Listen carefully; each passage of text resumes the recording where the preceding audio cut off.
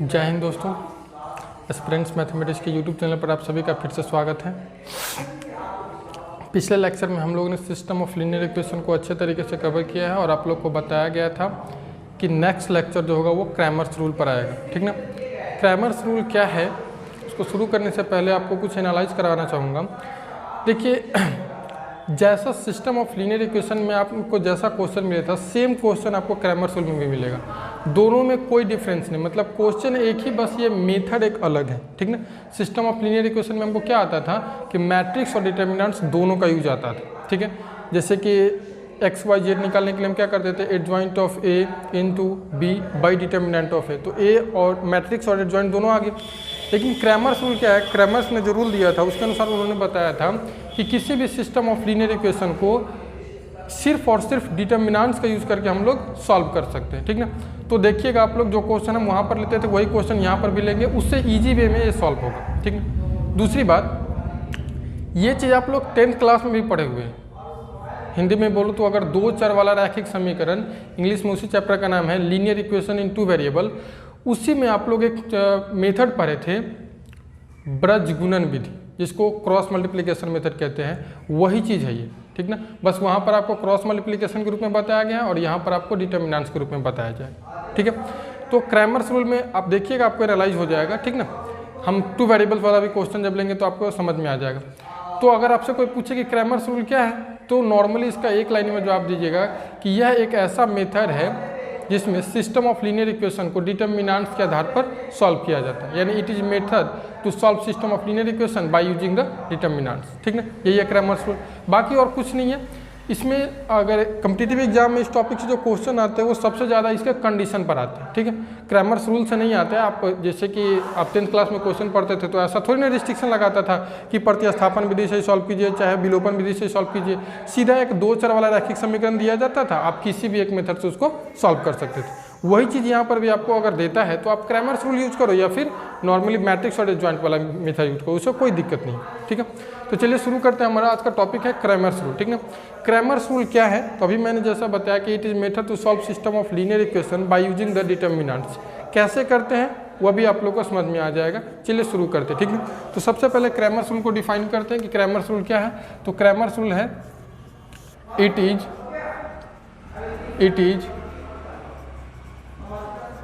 Method to solve system of linear equation by using the determinants,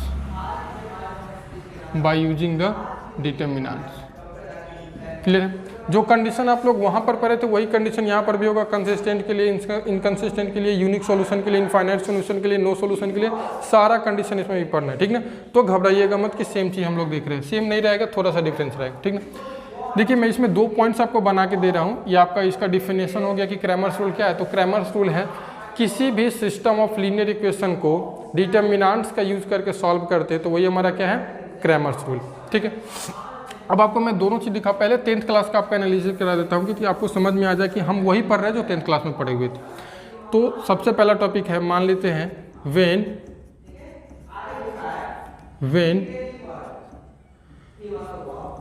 when two variable, two linear equation in two variable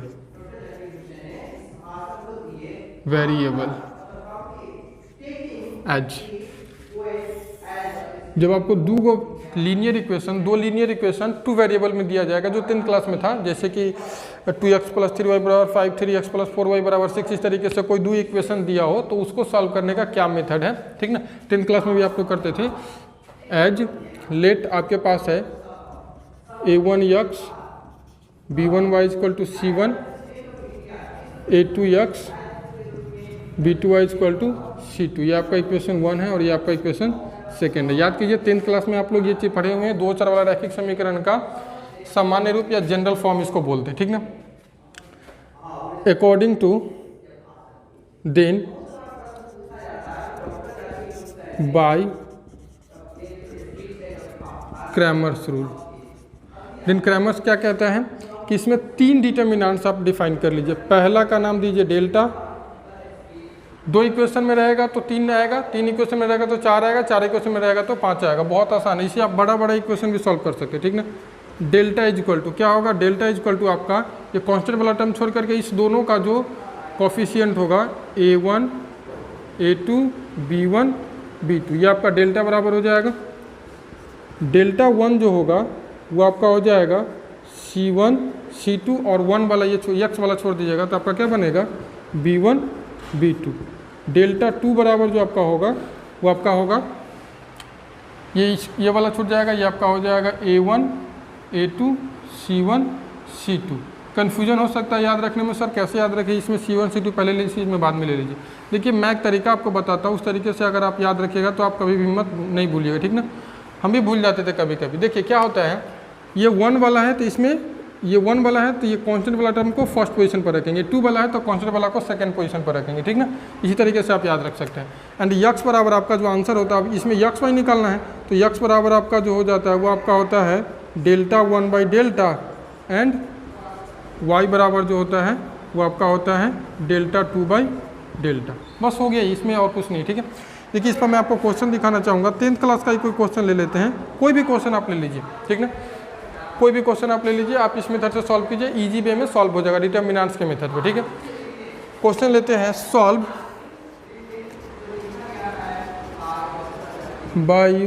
by using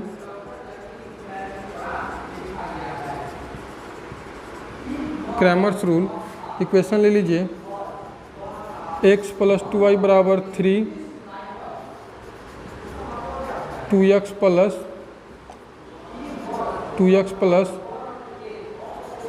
2y बराबर 4, ठीक ना। मान लीजिए इसको आप सबको सॉल्व करना है, ये क्वेश्चन आपको दिया हुआ है। क्रैमर्स रूल से आप इसको कैसे सॉल्व कीजिएगा, इसमें सबसे पहले आपको 3 डिटर्मिनेंट्स अलग अलग डिफाइन करना होगा, डेल्टा, डेल्टा 1, डेल्टा 2। डेल्टा मैंने क्यों लिया, क्योंकि डेल्टा से डिटर्मिनेंट्स को डिनोट किया जाता है। आपकी मर्जी, आप D1 D2 D3 भी ले सकते हैं, कोई दिक्कत नहीं, ठीक है। ABC भी नाम दे सकते हैं, उससे कोई एतराज़ नहीं। अब देखिए पहला डिटर्मिनेंट जो आपका आएगा, हेयर, डायरेक्ट लिखिएगा, here delta is equal to क्या हो जाएगा, इसमें का 1 2 है, ये 2 1 है, ठीक ना। तो ये आपका हो जाएगा 1 2 2 1, क्लियर, डेल्टा बराबर, ठीक ना। इसका वैल्यू आप डिफाइन कर सकते हैं यहीं पर, क्या हो जाएगा 1 1 जा 1 और -2 2 जा 4 इक्वल टू कितना -3। डेल्टा 1 का जो वैल्यू आएगा वो क्या होगा हमारा, डेल्टा 1 का जो वैल्यू आएगा वो आएगा C1 C2, यही ना C1 C2 3 4 और ये B1 B2 तो 2 1, ठीक ना। 2 and 1 इज इक्वल टू क्या हो जाएगा, 3 1 जा 3 -2 3 जा 2 4 जा 8, क्या हो जाएगा -5। डेल्टा 2 इज इक्वल टू जो हो जाएगा वो आपका क्या होगा, delta 2 is equal to A1 A2 C1 C2, A1 1 2 1 2 and 3 4, इसका वैल्यू कितना हो जाएगा 4 1 जा 4 -3 2 जा 6 इज इक्वल टू कितना -2।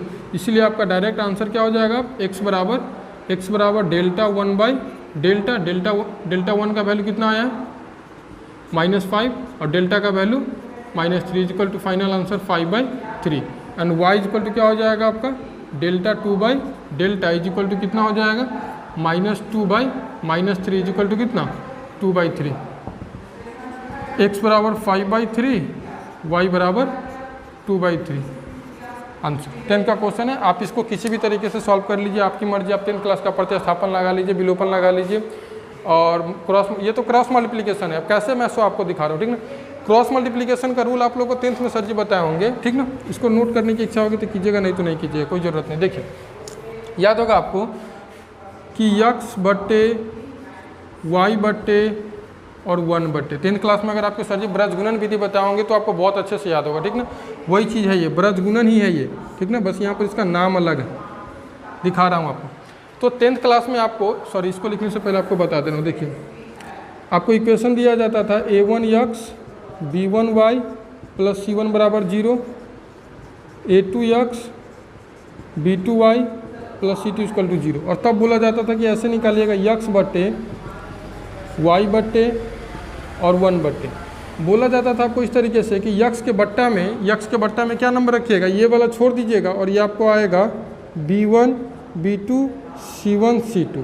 वाई के बट्टा में वाई वाला को छोड़ दीजिएगा तो आपको हो जाएगा A1 A2 C1 C2, ठीक ना। और 1 के बट्टा में सी वाला छोड़ दीजिएगा तो आपको क्या मिलेगा A1 A2 B1 B2। देखिए है वही चीज़, बस थोड़ा सा घुमा करके दिया गया।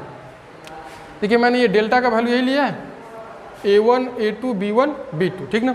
और डेल्टा 1 का जो वैल्यू है ये C1 C2 B1 B2 है, इसमें क्या है C1 C2 इधर है B1 B2 इधर है, उससे कोई दिक्कत नहीं। वो निगेटिव में आने के चलते अगर आप इसको एक बार चेंज कीजिएगा तो माइनस ऊपर आ जाएगा ना, उससे कोई दिक्कत नहीं, ठीक है। तो देखिए आप इसको क्या लिख सकते हैं x बट्टे, अगर इसमें आप इसको अगर x एक बार साइड चेंज कीजिएगा तो क्या बन जाएगा C1 C2 B1 B2, ठीक है। और ये निगेटिव में आ जाएगा, ठीक है, बराबर y बटे, ये तो सही है, ये सही है, ठीक है, A1 A2 C1 C2 बराबर 1 by A1 A2 B1 B2, ठीक है। अब देखिए जरा से, ये आपका हो जाएगा यक्स बट्टे माइनस, इसी को ना हम लोगों ने क्या माना है डेल्टा 1 माना है, तो ये आपका हो जाएगा डेल्टा 1 y बट्टे डेल्टा 2 और 1 बट्टे डेल्टा। देखिए एक्चुअली में यहाँ पर जो निगेटिव साइन आया है वो किस लिए आपको मैं बता दे रहा हूँ। यहाँ पर जो हम इक्वेशन लिए हैं ये इधर प्लस C1 कर लिए और यहाँ पर जो हम लिए हुए हैं C1 इधर किए हुए, इसको इधर कीजिएगा तो माइनस C1 हो जाएगा ना। इसी के चलते यहाँ पर ये माइनस है, इसमें आप घबराइएगा नहीं, इस माइनस को लेकर के घबराइएगा नहीं। इसमें अगर माइनस में आ रहा है तो वो किसके वजह से आ रहा है, यहाँ पर हम प्लस में C1 लिए और यहाँ पर ये C1 माइनस में होगा, ठीक ना।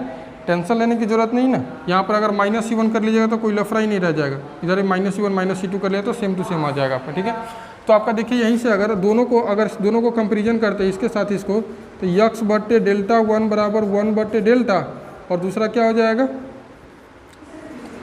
एंड y बट्टे डेल्टा 2 बराबर 1 बट्टे डेल्टा, ठीक ना। तो क्या हो जाएगा, ये क्रॉस मल्टीप्लिकेशन कीजिएगा तो यक्स इंटू डेल्टा बराबर delta 1 and y into delta बराबर डेल्टा 2, ठीक है। तो ये आपका हो जाएगा यक्स बराबर delta 1 by delta and y बराबर डेल्टा 2 बाई डेल्टा। उम्मीद कर रहा हूँ कि आप इसी को समझ रहे होइएगा, ठीक ना। ये 10th क्लास का है, 10th क्लास में आपको ब्रजगुणन जो बताया जाता था तो वहाँ पर आपको ये डिटर्मिनेंट्स के रूप में नहीं बदलने के लिए कहा था। वहाँ पर क्या कहा जाता था कि बउओ इसको क्रॉस मल्टीप्लिकेशन कर लेना और घटा देना, इसीलिए इसका नाम ही पड़ा क्रॉस मल्टीप्लिकेशन। इस दोनों को क्रॉस मल्टीप्लिकेशन कर लीजिएगा, इसको इससे और घटा दीजिएगा। वहाँ पर याद रखना भी बड़ा मुश्किल होता था, क्योंकि ऐसे याद रखना था यक्स बटे B1 C2 minus B2 C1 बराबर y बटे A1 C2 minus A2 C1 बराबर 1 बटे A1 B2 minus A2 B1, ठीक ना। ऐसे याद रखने के लिए कहते थे सर लोग, ठीक ना। लेकिन अब वो याद रखने की जरूरत नहीं है, आप इसको ना नोट करो वही आपके लिए उचित होगा, ठीक ना। बस मैंने इसको समझाने के लिए आपको बताया है। आप यहाँ पर अगर समझ रहे हैं तो कोई दिक्कत नहीं है। क्रैमर्स रूल से आप इजी वे में 2 चर वाला रैखिक समीकरण, 3 चर वाला रैखिक समीकरण, 4 चर वाला रैखिक समीकरण जो भी आपको मिलो आप सॉल्व कर सकते हैं, ठीक ना। मैंने ये आपको डेमो दिया एक प्रकार से कि देखिए क्रैमर्स रूल से क्वेश्चन कितना ईजी वे में सॉल्व होता है। इसका कंडीशन भी है, ठीक ना, 2 वेरिएबल्स के लिए भी 3 वेरिएबल्स के लिए। मैं दोनों का कंडीशन एक साथ बताऊंगा, ठीक ना, ताकि आपको दिक्कत ना हो। ये 2 वेरिएबल्स में आपको समझ में आ गया कि 2 वेरिएबल्स में अगर आपको इक्वेशन दिया जाएगा तो हम किस तरीके से सॉल्व करेंगे। क्लियर है, आप इसका स्क्रीनशॉट ले लीजिए, ठीक ना, इसको नहीं नोट कीजिएगा, ठीक है। ये मैंने समझाने के लिए ऐसे किया, ठीक है। आप इसका एक स्क्रीनशॉट ले लीजिए। अब हम 3 वेरिएबल्स पर चलेंगे कि अगर 3 वेरिएबल्स में जैसे सिस्टम ऑफ लीनियर इक्वेशन में पहले क्वेश्चन दिया जाता था, अगर वैसे क्वेश्चन है तो कैसे सॉल्व करेंगे। देखिए बता ही दे रहा हूँ थोड़ा सा। इसमें 2 इक्वेशन था तो डेल्टा 1 डेल्टा 2 आया है, वहाँ पर 3 इक्वेशन रहेगा तो उसमें क्या आएगा डेल्टा 1 डेल्टा 2 डेल्टा 3 और यक्स बराबर हो जाएगा डेल्टा 1 बाई डेल्टा, वाई बराबर डेल्टा 2 बाई डेल्टा और जेड बराबर डेल्टा 3 बाई डेल्टा। बस काम खत्म, बस इतना ही है और कुछ नहीं है। मैं वही क्वेश्चन लूँगा जो पीछे मैं सिस्टम ऑफ लीनियर इक्वेशन में लिया था, आपको क्रैमर्स रूल से उसको सॉल्व करके दिखाऊंगा, ठीक है। आप इसका एक स्क्रीनशॉट ले लीजिए।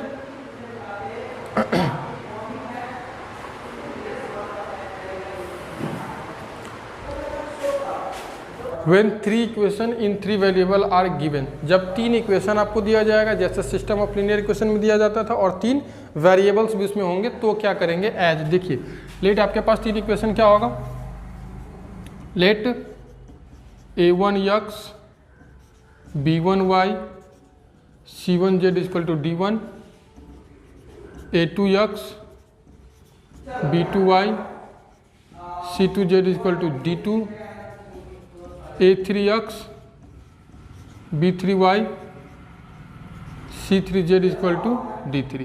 ये फर्स्ट इक्वेशन है आपका, ये सेकंड इक्वेशन है एंड ये थर्ड इक्वेशन। ठीक है, यहाँ से आप क्या कीजिएगा, 4 डिटर्मिनेंट अलग अलग आप निकालिएगा, इसमें से 4 निकलेगा। ठीक ना, पहला बाय क्रैमर्स रूल, क्रैमर्स के आधार पर, क्रैमर्स रूल के अनुसार वो क्या कहा था, सबसे पहले डेल्टा बराबर आपका क्या हो जाएगा, डेल्टा बराबर कांस्टेंट वाला को छोड़ करके इस सब का एक कोफिशिएंट लेकर के A1 A2 A3 B1 B2 B3 C1 C2 C3। Clear है।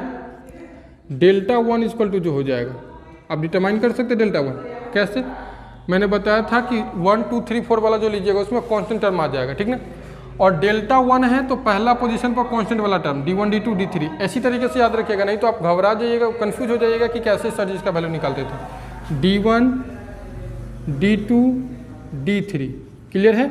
और ये फर्स्ट वाला छोड़ दीजिएगा, यक्स वाला का छोड़ दीजिएगा इसमें। ठीक ना, यक्स वाला को छोड़ दिया तो आपका क्या बनेगा, B1 B2 B3 C1 C2 C3। तो यहाँ पर रख लीजिए B1 B2 B3 C1 C2 C3।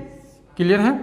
Delta 2 का जो वैल्यू आएगा आपका, डेल्टा 2 बराबर क्या आ जाएगा, डेल्टा 2 बराबर हमने कहा कि इसमें D1 D2 D3 first position पर रखा है, यहाँ इसमें क्या रखाएगा, सेकेंड पोजीशन पर रखाएगा। तो इसमें D1 इसी तरीके से रखिएगा D1 D2 D3। ठीक ना, और इसमें सेकेंड वाला ये छूट जाएगा तो क्या बचेगा, A1 A2 A3 C1 C2 C3, A1 A2 A3 C1 C2 C3।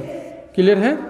And delta 3 का जो वैल्यू हो जाएगा, डेल्टा 3 का जो वैल्यू हो जाएगा D1 D2 D3 third position पे आएगा, D1 D2 D3। और ये तीसरा वाला ढक दीजिए, तीसरा वाला खत्म कीजिए तो क्या मिलेगा, A1 A2 A3 B1 B2 B3। ठीक ना, A1 A2 A3 B1 B2 B3। Clear है। अगर वैसे आपको याद करने के लिए क्या दिया जाए, पसीना छूट जाएगा इसको याद रखने में, कंफ्यूजन हो जाएगा कि D1 D2 D3 कहाँ पर है। ठीक ना, इसलिए मैंने एक तरीका निकाला है कि इसको इस तरीके से याद रखा जा सकता है। कांस्टेंट वाला को पहला के लिए पहला पोजीशन पर, इसमें दूसरा पोजीशन पर, इसमें तीसरा पोजीशन पर। ठीक है, उसके बाद ढकते जाइए, आराम से आप निकाल लीजिएगा। क्लियर है, ये बहुत अच्छी बात है। अगर ये आपको समझ में आ गया, एक बार में ऐसे निकालने आ गया डिटर्मिनेंट, तब आपको कोई दिक्कत ही नहीं है क्रैमर्स रूल में। ठीक है, बहुत ईजी वे में आप सॉल्व कर लीजिएगा। देन इसमें क्या हो जाएगा, यक्स बराबर, इसमें 3 निकलेगा, यक्स बाई जेड बराबर, यक्स बराबर आपका हो जाएगा डेल्टा 1 बाई डेल्टा वाई बराबर डेल्टा 2 बाई डेल्टा जेड बराबर डेल्टा 3 बाई डेल्टा। क्लियर है। पहले इसके कंडीशन पर चलेंगे हम। ठीक है, क्या पहले इस पर एक क्वेश्चन आपको सॉल्व कर दे देता हूँ ताकि आपको दिक्कत ना हो। ठीक है, चलिए।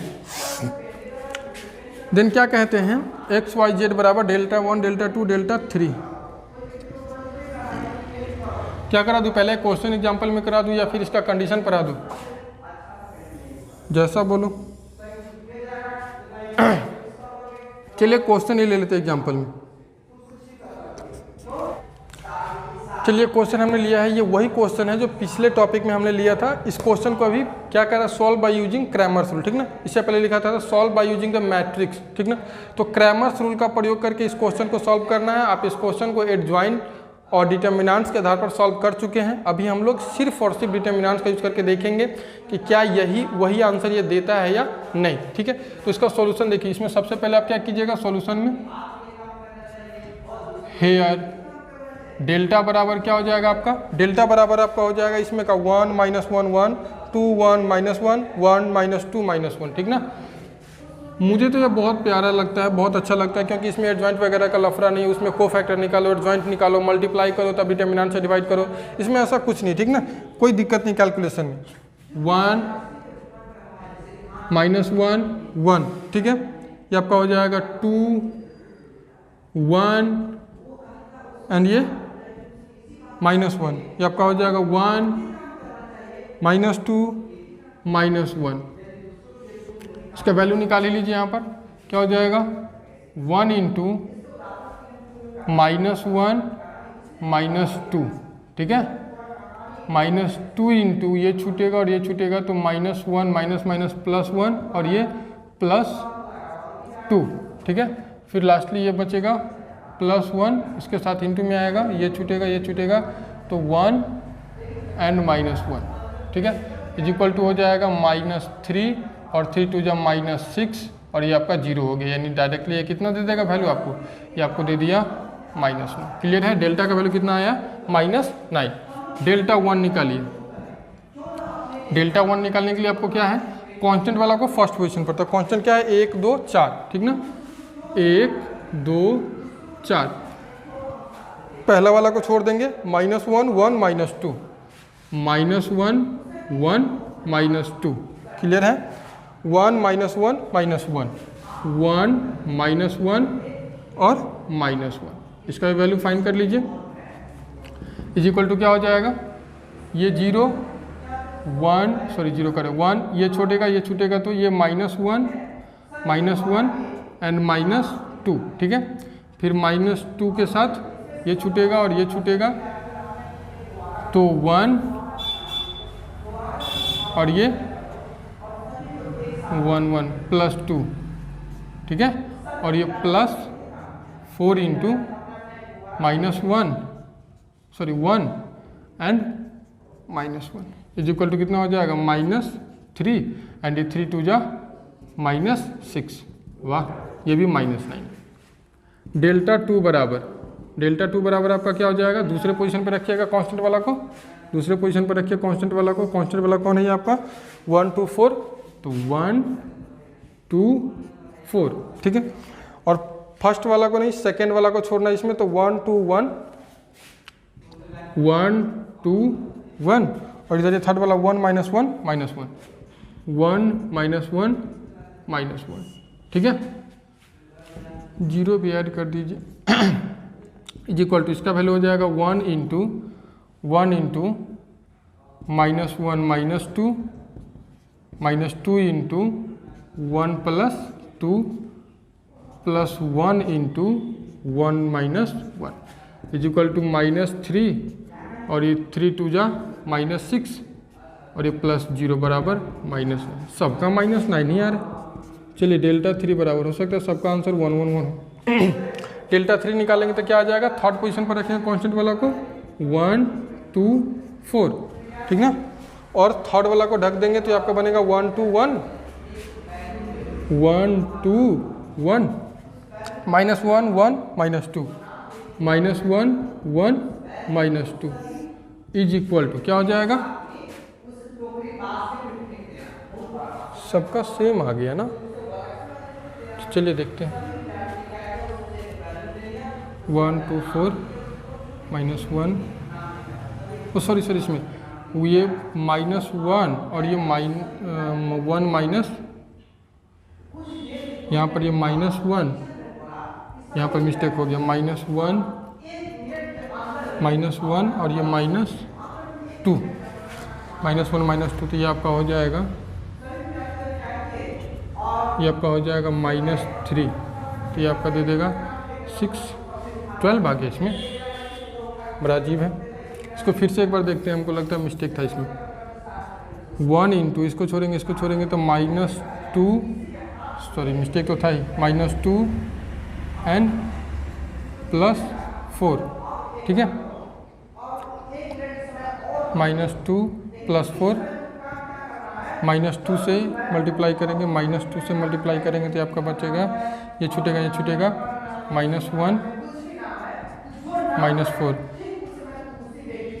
+1 से करेंगे, ये छूटेगा तो -1 -2 इज इक्वल टू कितना हो जाएगा, ये आपका हो जाएगा 2 1 जा 2 और ये -5 2 जा +10 और ये -3, ठीक ना, इज इक्वल टू कितना हो जाएगा, 12 में से 3 जाएगा तो +9, ठीक है। अब ठीक है, डेल्टा 3 बराबर क्या हो जाएगा आपका, डेल्टा 3 बराबर हो जाएगा 1 इंटू 4 और ये +4, ठीक है, -2 इंटू ये छूटेगा सेकेंड रो फर्स्ट कॉलम छूटेगा तो ये आपका बनेगा -4 +2, ठीक है, एंड +1 के साथ आपका आ जाएगा, ये छूटेगा तो -2 -1 -2 -1 इज इक्वल टू 8। ये आपका बनेगा -2 +4 एंड ये -3, ठीक है। 8 4 12 में से 3 जाएगा तो ये भी 9 +9। अब कोई दिक्कत नहीं। अब क्या हो जाएगा आपका यक्स बराबर Δ1/Δ बराबर Δ1 का वैल्यू -9 इज इक्वल टू कितना 1। y बराबर आपका हो जाएगा Δ2/Δ is equal to 9 is equal to -1 and z बराबर Δ3/Δ is equal to 9 is equal to -1। उम्मीद कर रहा हूँ कि ये वही आंसर होगा जो पिछली बार आया था। आप लोग चेक कर लीजिएगा कि पिछले क्वेश्चन में जो एडजॉइंट के आधार पर हम लोग सॉल्व किए थे इतना आया था या नहीं, ठीक है। अब देख लीजिएगा, देखिए क्रैमर्स रूल से कितना इजी में, इसमें एडजॉइंट वगैरह का कोई लफड़ा नहीं है। उसमें पहले क्या करना होता था, एडजॉइंट निकालो, को फैक्टर पहले निकालो, उसके बाद उसका एडजॉइंट निकालो, तब बी से मल्टीप्लाई करो, तब डिटर्मिनेंट से डिवाइड करो, तब आता था एक्स वाई जेड। इसमें देखिए कितना ईजी वे में आ गया एक्स वाई जेड, ठीक है। लेकिन आपको वहाँ पर लगा देगा कि बाय यूजिंग मैट्रिक्स, अगर मैट्रिक्स का यूज़ करना रहेगा तो आपको वही लगाना होगा, ठीक है। एग्जाम में जनरली वही पूछा जाता है, क्रैमर्स रूल आपके बोर्ड एग्जाम में नहीं पूछे जाते, ठीक है। ये क्रैमर्स रूल जो है, मैंने पिछली वीडियो में ये बात बताया था कि क्रैमर्स रूल का उपयोग आप लोग जनरली कंपटीटिव एग्जाम में कीजिएगा, क्योंकि ये कम समय में सॉल्यूशन देता है, ठीक ना। और इसका जो क्वेश्चन कंपटीटिव एग्जाम में पूछा जाता है वो ऐसा नहीं पूछा जाता, ठीक ना, ऐसा नहीं पूछा जाता, इसके कंडीशन पर पूछे जाते हैं। वो कंडीशन क्या आपको अभी पता चल जाएगा, आप इसका एक स्क्रीनशॉट ले लीजिए।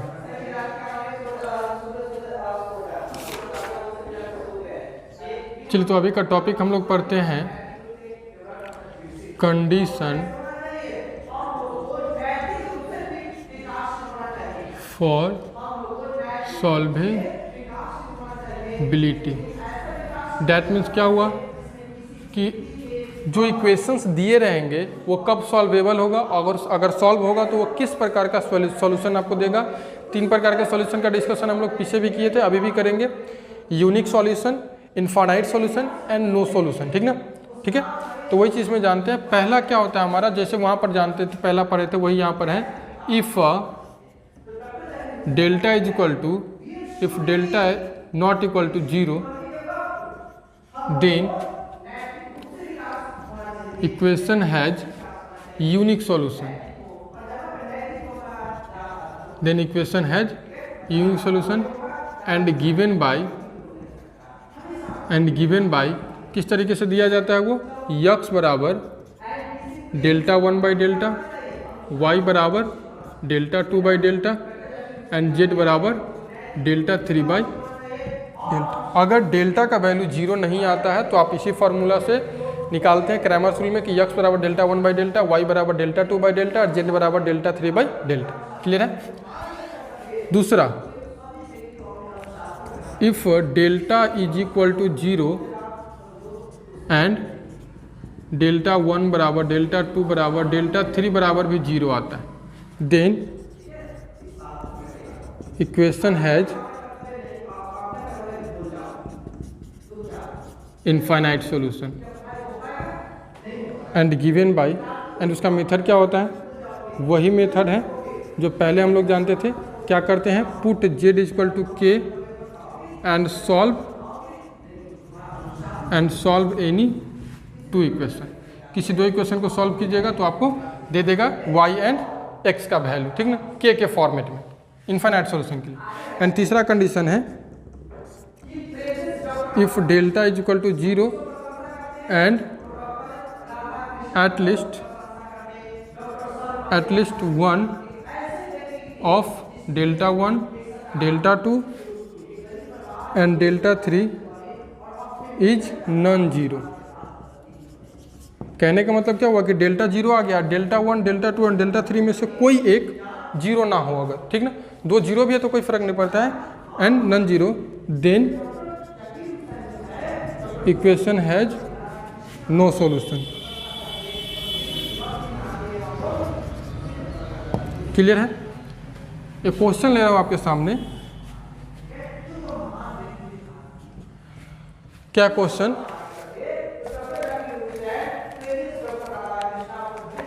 क्वेश्चन है, एक क्वेश्चन ले रहा हूं आप लोग के सामने इस कंडीशन पर, फॉर व्हाट वैल्यू ऑफ के, फॉर व्हाट वैल्यू ऑफ के following system of equation has flowing system of equation has infinite solution, infinite solution। और सिस्टम ऑफ इक्वेशन दिया गया है, पहला इक्वेशन है x minus Y plus Z बराबर 3, x minus Y plus Z बराबर 3 first equation है। सेकेंड है 2x plus Y minus Z, 2x plus Y minus Z is equal to 2। Third है minus 3x minus 2ky plus 6z is equal to 3। First number option कह रहा है कि k not equal to 2, second number option कह रहा है k equal to 0, third number option है k equal to 3 and fourth number option है k belongs to 2 to 3, 2 से 3 तक। ठीक है, चलिए इस क्वेश्चन को अब सॉल्व करना हम लोग को। यहाँ पर कंडीशन मैंने कहा ना कि कॉम्पिटिटिव एग्जाम में इसी टाइप के क्वेश्चन पूछे जाते हैं, कंडीशनल क्वेश्चन, ठीक ना। बोर्ड एग्जाम में नहीं पूछे जाते, मैं पहले डिस्कशन कर रहा हूँ कि बोर्ड एग्जाम में ऐसे क्वेश्चन नहीं पूछे जाते हैं।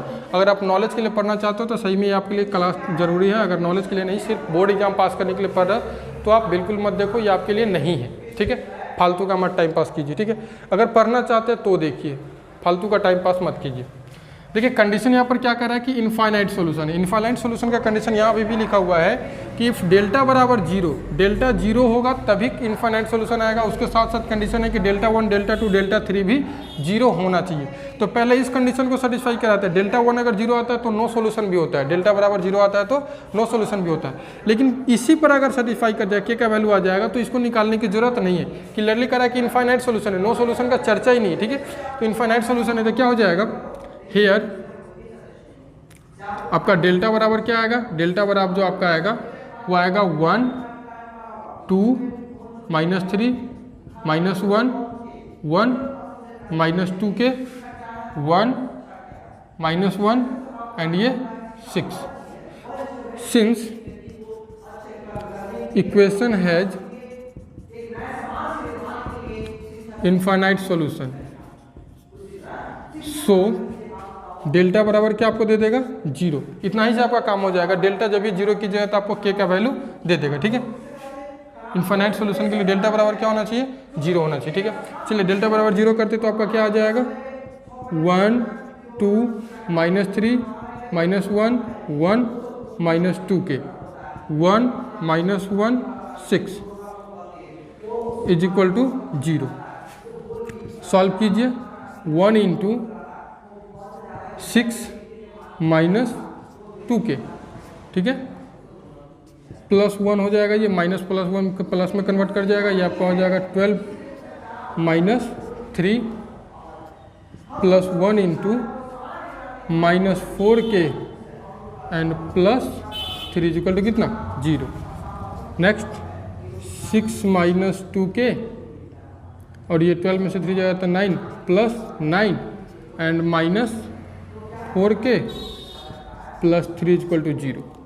नेक्स्ट -2 के -4 के मिलकर क्या हो जाएगा -6 के 6, 9 एंड 3 18 हो जाएगा ये आपका, +18 इक्वल टू 0। आगे देखिए -6 के इक्वल टू कितना हो जाएगा -18, डेट मीन्स के इक्वल टू -18/-6, तो इसलिए के बराबर कितना 3। ऑप्शन नंबर सी करेक्ट है आपका। ठीक ना, आंसर आपका हो गया सी। आप सोच रहिएगा सर जी आप एक ही कंडीशन क्यों लगाए इनफाइनाइट सोल्यूशन के लिए, क्योंकि इनफाइनाइट सोल्यूशन के लिए दोनों कंडीशन सेटिस्फाई होना चाहिए, डेल्टा बराबर 0, डेल्टा 1, डेल्टा 2, डेल्टा 3 बराबर भी 0। आप मेरी बातों का भरोसा कीजिए कि यहाँ पर के का वैल्यू जो आप इसमें 3 रखिएगा, के का वैल्यू जब भी 3 रखिएगा ना तो डेल्टा की वैल्यू 0 आएगा, डेल्टा 1, डेल्टा 2 और डेल्टा 3 भी 0 आ ही जाएगा, इसमें कोई शक नहीं है। ठीक ना, आप करके देख लीजिएगा अगर आपको भरोसा ना हो। ठीक है, पहला कंडीशनल क्वेश्चन था, इस टाइप का क्वेश्चन पूछे जाते हैं कंडीशनल क्वेश्चन।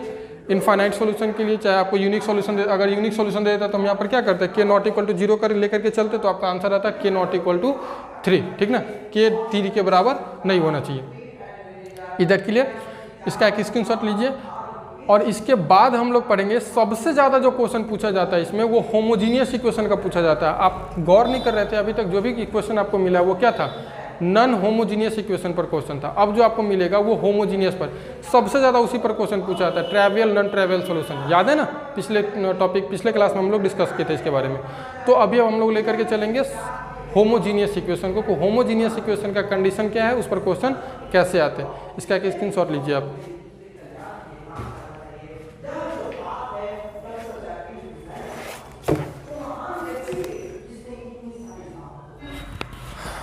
अभी का टॉपिक हमारा होगा Cramer's rule for homogeneous equation. Homogeneous equation के लिए क्रैमर्स रूल क्या कहता है, ठीक ना। तो हेडिंग लगा लीजिएगा आप लोग,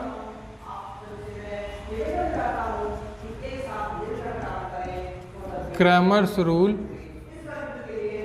फॉर होमोजीनियस इक्वेशन।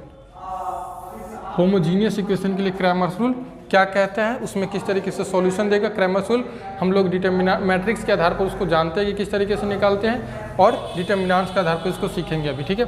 तो क्या है हमारे पास, इसमें क्या आपको दिया रहेगा, late a1x b1y c1z equal to 0, क्योंकि आपको पता है कि होमोजीनियस इक्वेशन में कांस्टेंट टर्म हमेशा क्या होता है, 0 होता है, ठीक है। a2x plus b2y plus ct equal to 0, question second. a3x b3y c3z equal to 0, ठीक है। ये 3 इक्वेशन दिए गए हैं। अब इसमें भी वही चीज़ है कि आपको डेल्टा, डेल्टा 1, डेल्टा 2, डेल्टा 3 निकालना है। लेकिन एक बात आप ध्यान दीजिए ज़रा सा, आप शायद इस चीज़ को समझ नहीं पा रहे हैं, लेकिन मैं आपको बताऊंगा तो समझ में आ जाएगा। यहाँ पर आपको डेल्टा का जो वैल्यू आएगा वो या तो 0 हो सकता है और नॉट इक्वल टू 0 हो सकता है। देखिए पहली बात, डेल्टा या तो 0 हो सकता है या डेल्टा नॉट इक्वल टू 0 हो सकता है। बट लेकिन परंतु किंतु चाहे जो कहना कह लीजिए, डेल्टा 1, डेल्टा 2, डेल्टा 3 ऑलवेज 0 होगा, 100% 0 होगा, क्योंकि डेल्टा 1 में भी ये तीनों आएगा, डेल्टा 2 में भी ये तीनों आएगा और डेल्टा 3 में भी ये तीनों आएगा। और डिटर्मिनेंट्स के प्रॉपर्टी में आप लोग जानते हैं कि किसी डिटर्मिनेंट्स का अगर एक रो या एक कॉलम का सारा एलिमेंट 0 हो तो वैल्यू ऑफ डिटर्मिनेंट क्या होता है, 0 होता है। Is that clear? क्या आप समझ पा रहे इस बात को कि delta 1, delta 2, delta 3 homogeneous equation के लिए ऑलवेज क्या हो जाएगा, 0 हो जाएगा। बट यहाँ पर क्या होगा, डेल्टा 1 बराबर, डेल्टा 2 बराबर एंड डेल्टा 3 बराबर ऑलवेज क्या होगा, 0 होगा। क्लियर है? कोई दिक्कत? डेल्टा का वैल्यू या तो 0 हो सकता है या डेल्टा का वैल्यू 0 नहीं भी हो सकता है, ठीक है। लेकिन डेल्टा 1, डेल्टा 2, डेल्टा 3 ऑलवेज 0 होना ही होना है, क्योंकि सब में ये 0 0 आएगा, ठीक ना। डेल्टा क्या होता है, इधर का a1 b1 c1, a2 b2 c2, a3 b3 c3, ठीक है। लेकिन डेल्टा 2 जो होगा, डेल्टा 1 जो होगा, उसमें सबसे पहला कॉलम ये होगा, सेकंड कॉलम में ये आएगा, थर्ड कॉलम में ये आएगा, ठीक है। डेल्टा 2 जो होगा उसमें सेकंड कॉलम ये आएगा, फर्स्ट कॉलम ये रहेगा, थर्ड कॉलम ये रहेगा। तो जब पूरा का पूरा कॉलम एक 0 हो रहा है तो वैल्यू ऑफ डिटर्मिनेंट 0 होगा ना, तो इसलिए डेल्टा 1, डेल्टा 2, डेल्टा 3 0 होगा। जैसे कि मैं आपको इधर देख लीजिए, डेल्टा 1 आपका क्या हो जाएगा, डेल्टा 1 आपका हो जाएगा, डेल्टा 1 पहला कॉलम में आपका आ जाएगा 0 0 0, और ये आपका आ जाएगा, फर्स्ट वाला ढक दीजिएगा तो आपका मिलेगा b1 b2 b3 c1 c2 c3। अब बताओ, अंधा भी कहेगा कि इसका वैल्यू कितना आएगा, 0 आएगा, कि पूरा फर्स्ट कॉलम क्या है, 0 है। डेल्टा 2 इसी तरीके से आपका आ जाएगा, सेकेंड कॉलम आपका 0 0 होगा, और ये आपका सेकेंड वाला ढक जाएगा तो आपका मिलेगा a1 a2 a3 c1 c2 c3। इसका भी वैल्यू अंधा भी कहेगा कि 0, क्योंकि सेकेंड कॉलम का टोटल एलिमेंट क्या है, 0 है। मैं इसको लिखना जरूरी नहीं समझता हूँ, तो इसलिए मैंने डायरेक्ट लिखा है कि यहाँ पर डेल्टा 0 या 0 के बराबर नहीं भी हो सकता, लेकिन डेल्टा 1, डेल्टा 2, डेल्टा 3 ऑलवेज क्या होगा, 0 होना ही होना, इसको कंपलसरी है। क्लियर है? चलिए, तो अब देखते हैं कि इसमें क्या कंडीशन है। कंडीशन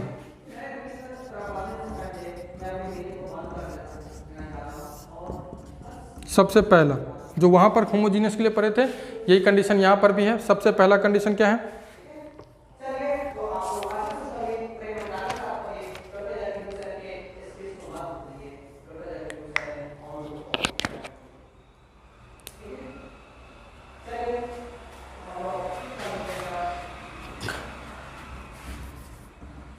कंडीशन, सबसे पहला कंडीशन क्या है, इसी पर बनेगा condition, if delta not equal to 0 then equation has unique solution. इसी को हम लोग यूनिक सॉल्यूशन कह लीजिए, या इसमें इसको कह सकते हैं जीरो सॉल्यूशन कह लीजिए, या इसी को कह लीजिए trivial solution, that is x बराबर y बराबर z बराबर 0 फिक्स है।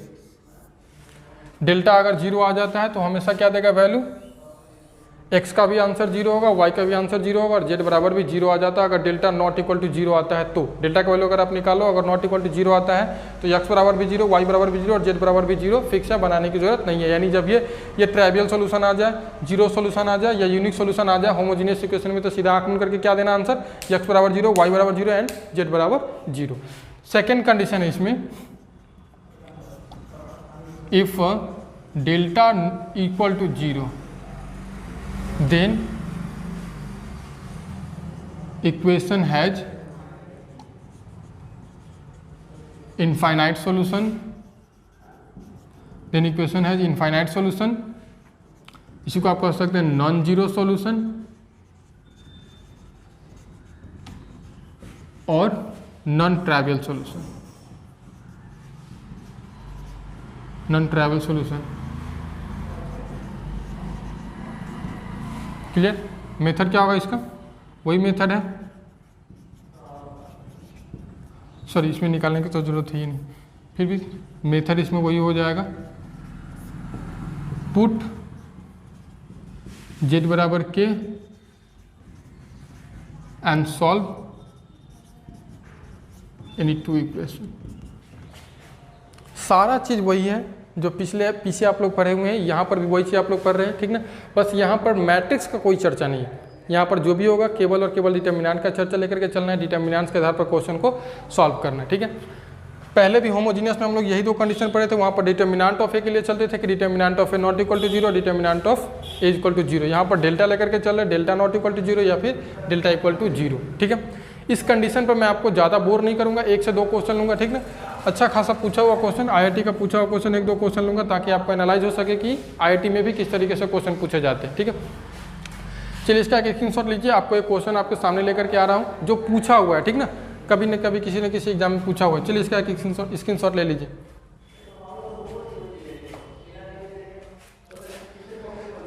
चलिए 2 क्वेश्चन लिए हम लोगों ने। पहला क्वेश्चन है, आपको थोड़ा सा चमक रहा होगा बोर्ड, मैं पढ़ के सुना रहा हूँ, ठीक ना। ये 2 क्वेश्चन दोनों IIT में पूछा हुआ है, ये 2008 में पूछा हुआ है, 2011 में। क्वेश्चन का जब तक मतलब नहीं समझिएगा तब तक उसका सॉल्यूशन तो बिल्कुल नहीं समझ सकते। ये क्वेश्चन का मतलब क्या कह रहा है, पढ़िए पहले क्वेश्चन क्या कह रहा है, let a B c be real number. इसमें जो भी ए बी सी है, यहाँ पर ए बी सी जो भी कांस्टेंट दिया गया है वो रियल नंबर है, कोई ना कोई रियल नंबर है। Suppose that x y z not all 0, इसमें जो एक्स वाई जेड का वैल्यू है वो सभी का वैल्यू 0 नहीं है, यानी सिंपल सी बात है नॉन जीरो सॉल्यूशन है। बहुत बड़ी बात ये है, यहाँ पर लिख रहा है कि x y z not all 0, यही कंडीशन है, यही पकड़ना रहता है कि एक्स वाई जेड का जो वैल्यू है नॉट ऑल 0 मतलब सभी का सभी 0 नहीं है। हो सकता है कि कोई ना कोई एगो नॉन जीरो हो, एक्स वाई जेड में से कोई एक नॉन जीरो, चाहे दोनों नॉन जीरो, चाहे तीनों नॉन जीरो हो सकता है, ठीक ना। सच डैट इस तरीके से 3 इक्वेशन दिया गया, देन वैल्यू निकालना है a square B square C square plus 2abc। ये आपको बिल्कुल नहीं देखना है कि क्या निकालना है, बस उसके कंडीशन को फॉलो कीजिए, वो आपको ऑटोमेटिक आ जाएगा जो निकालना है सो, ठीक है। तो इसमें क्या कर रहा है कि नॉट ऑल 0 मतलब नॉन जीरो सोल्यूशन, और नॉन जीरो सोल्यूशन होने का कंडीशन क्या है, डेल्टा इज इक्वल टू 0। इसमें से पहले आप डेल्टा डिफाइन कर पाइएगा तब तो। आपके पास गिवन क्या है, फर्स्ट नंबर क्वेश्चन जो आपको उसमें गिवन क्या है देख लीजिए, कितना ईजी वे में सॉल्व होगा देख लीजिएगा। गिवन ये आपको दिया गया है x बराबर cy प्लस bz, आप इसको जनरल फॉर्म में चेंज कीजिए तो आपको क्या मिल जाएगा, ये आपको मिल जाएगा x minus cy minus bz equal to 0। ये आपका इक्वेशन फर्स्ट हो गया। दूसरा क्या दिया गया इक्वेशन, y बराबर az अब प्लस cx, इसको भी इधर कीजिए तो क्या मिलेगा आपको, माइनस cx, x वाला को पहले रखते हैं, plus y and minus a z equal to 0, ये इक्वेशन 2। बनने से पहले आपको लग रहा हो कि हार्ड है, लेकिन बनने के बाद आपको सही मिलेगा कि कितना ईजी होता है। बस थिंकिंग का काम होता है। अगर आप थिंक कर लेते हैं तो क्वेश्चन कोई भी टफ नहीं होता है, बस थिंकिंग का काम है इसमें। तीसरा क्या आपको दिया हुआ है, जेड बराबर b x plus a y. इसमें भी पहले कीजिए यक्स वाला को पहले, तो minus b x minus a y plus z equal to 0। आपको दिख रहा है ना, ये तीनों होमोजीनियस है। इक्वेशन होमोजीनियस है ना, 0 0 0 आया ना, ठीक ना। यहाँ पर ये होमोजीनियस नहीं लग रहा था, लेकिन अब ये होमोजीनियस लग रहा है। इसमें से सबसे पहला काम क्या कीजिए कर रहा है, since equation has non zero solution, यही ना कंडीशन लगा रहा है, नॉन जीरो सॉल्यूशन। तो नॉन जीरो सॉल्यूशन का मतलब क्या होता है, तो इसलिए आप क्या कहिएगा सीधा, डेल्टा बराबर 0। क्या होना चाहिए, डेल्टा बराबर क्या होना चाहिए, 0। तो डेल्टा का वैल्यू आप डिफाइन कीजिए। इसमें से डेल्टा क्या आपका बन जाएगा, इसमें पहला 1 यक्स के साथ 1 है, इसमें यक्स के साथ माइनस सी, इसमें यक्स के साथ माइनस बी, इसमें वाई के साथ माइनस सी, यह आपका 1, इसमें वाई के साथ माइनस है, माइनस बी, इसमें क्या आएगा आपका माइनस ए, और इसमें आपका आ जाएगा 1 इज इक्वल टू कितना, 0। इसको सॉल्व कर लीजिए, आपको ऑटोमेटिक वही चीज़ आ जाएगा जो एग्जाम में पूछ रहा है, जो क्वेश्चन में पूछ रहा है, ठीक ना, जिसका वैल्यू। तो क्या हो जाएगा, ब्रेक कीजिए, 1 into 1 plus A square, sorry 1 plus नहीं 1 माइनस ए स्क्वायर, माइनस माइनस प्लस बन जाएगा, minus minus minus plus C into minus C and minus A B, फिर minus B into A C minus plus minus minus plus B 0, ठीक ना, is equal to क्या हो जाएगा, 1 minus A square minus C square minus A B C and ये minus B square equal to 0, ठीक ना। A square B square C square, ये minus 2abc बन जाएगा, ठीक ना। यानी आपका हो जाएगा 1 equal to minus A square minus B square minus C square minus 2abc। इसको इधर कर लिएगा तो आपका क्या बन जाएगा, 1 is equal to a square plus B square plus C square plus 2abc। यही ना हो जाएगा, सारा माइनस इधर प्लस में हो जाएगा, जो आपको निकालना था। इसीलिए आप कह सकते हैं कि क्या हो जाएगा, A square plus B square plus C square plus 2abc equal to कितना 1। आंसर आपका क्या हो जाएगा, आपका आंसर ऑप्शन नंबर 111 किधर है, किधर है, ये डी नंबर ऑप्शन आपका हो जाएगा आंसर। क्लियर है, कितना आसान है। देखिए होमोजीनियस का सिर्फ एक छोटा सा कंडीशन लगा लिया कि नॉन जीरो सॉल्यूशन, डेल्टा बराबर 0 कर लिया, आंसर आ गया, ठीक है। इसका स्क्रीनशॉट ले लीजिए। सेकंड क्वेश्चन हम लोग देख ले रहे हैं, सेकंड क्वेश्चन अभी बना रहे हैं, ठीक है। ये 2011 में पूछा गया है।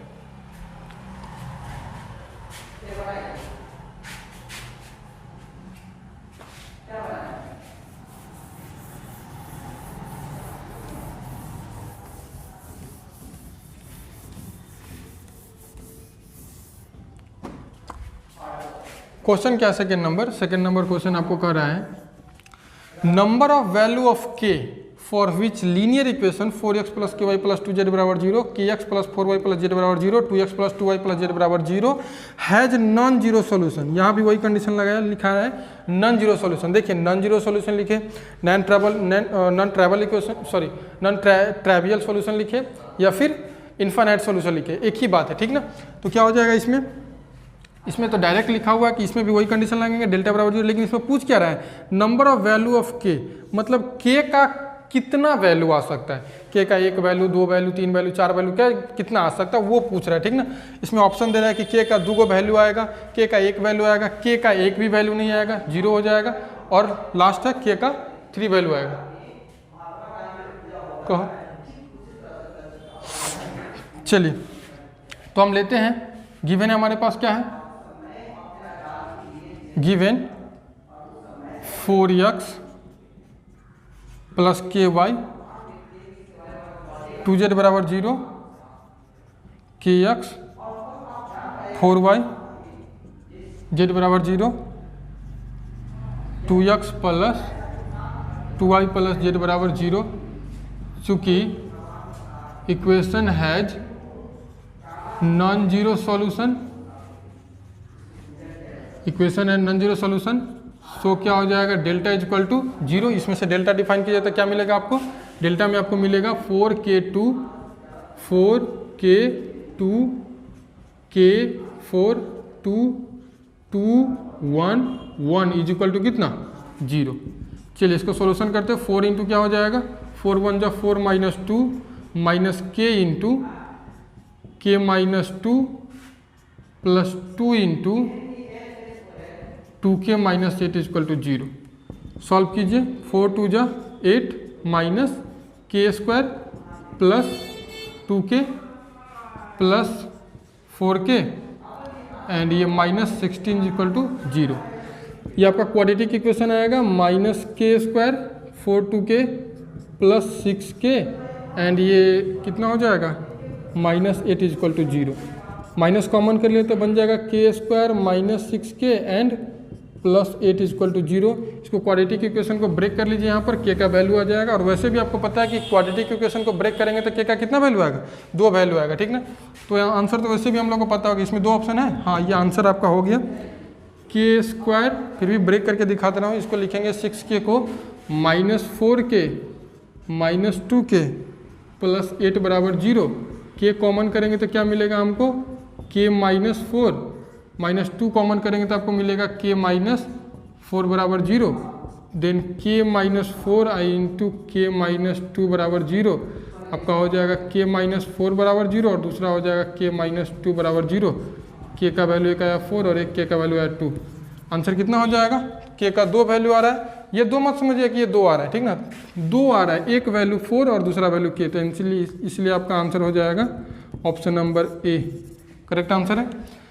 चलिए इस 2 क्वेश्चन का हमने डिस्कशन किया। एक क्वेश्चन आप लोग को दे रहा हूँ होमवर्क के लिए, देखता हूँ कि आप लोग से सॉल्व हो पाएगा कि नहीं। इसका एक स्क्रीनशॉट ले लीजिए, ठीक है। नेक्स्ट क्वेश्चन की तरफ हम लोग बढ़ते हैं। कि वो केने घूम रहा छ कथी के टिकट हाँ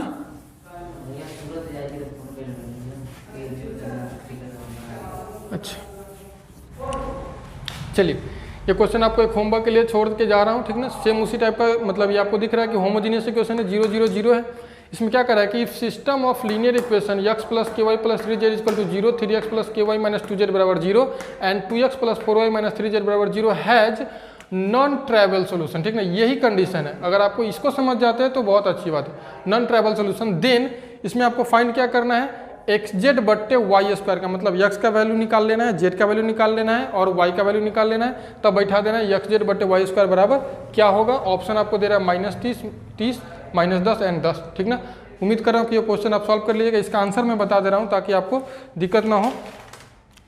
इसका आंसर आपको आएगा, आंसर लिख लीजिएगा, ठीक ना। बनाने के बाद मिलाने का मन तो होता होगा ना। आंसर आपका आएगा डी, ठीक ना। पहले ही बता दिया हूँ। बस इसका सॉल्यूशन आप किसी भी तरीके से कर लीजिए। अगर आप नहीं कर पाते हैं तो मैं इसको बताऊंगा कि किस तरीके से सॉल्व होगा नॉन ट्रैवल सोल्यूशन का, ठीक है। आज के लिए बस इतना ही। आपका क्या कहते हैं क्रैमर्स रूल भी खत्म हो गया, यानी डिटर्मिनेंट्स 100% कंप्लीट हो गया आज। चाहे वो कॉम्पिटिटिव लेवल का हो, चाहे बोर्ड लेवल का हो, चाहे किसी भी एग्जाम में पूछ रहे। अब इससे ज़्यादा आप डिटर्मिनेंट्स में नहीं जान सकते। इससे ज़्यादा कुछ है ही नहीं। अगर इससे ज़्यादा अगर कुछ है तो वह है क्वेश्चन प्रैक्टिस। आप जितना क्वेश्चन प्रैक्टिस कर सको, ठीक ना। चाहे वो क्रैमर्स रूल पर हो, चाहे एडजॉइन पर हो, चाहे इन्वर्स पर हो, चाहे किसी भी चीज़ पर हो, ठीक ना। डिटर्मिनेंट्स का 110% हम लोगों ने कंप्लीट किया है, ठीक है। इससे ज़्यादा अब कुछ थ्योरी नहीं है। अगर कुछ बचा है तो आप क्वेश्चन प्रैक्टिस है। आप जितना क्वेश्चन प्रैक्टिस करोगे उतना बेटर रहेगा। अब मैं ऑनलाइन में उतना ज़्यादा क्वेश्चन तो प्रैक्टिस नहीं करा सकता आपको। अगर ऑफलाइन में सामने होते तो जितना मर्जी उतना क्वेश्चन प्रैक्टिस करा देते, ठीक है। असाइनमेंट का जो भी IIT का क्वेश्चन है, अब आप लगभग 90% क्वेश्चन आप उसको सॉल्व कर सकते हैं, ठीक ना। जिनके पास असाइनमेंट है वो बना लीजिएगा। अगर असाइनमेंट नहीं है ग्रुप में मैसेज कीजिएगा, मैं आपको असाइनमेंट का पिक डाल दूंगा, यानी उसका PDF डाल दूंगा, आप सॉल्व कर लीजिएगा। आज के लिए बस इतना ही। मिलते हैं फिर नेक्स्ट वीडियो में, ठीक ना, नया टॉपिक के साथ। जय Hind, thank you so much.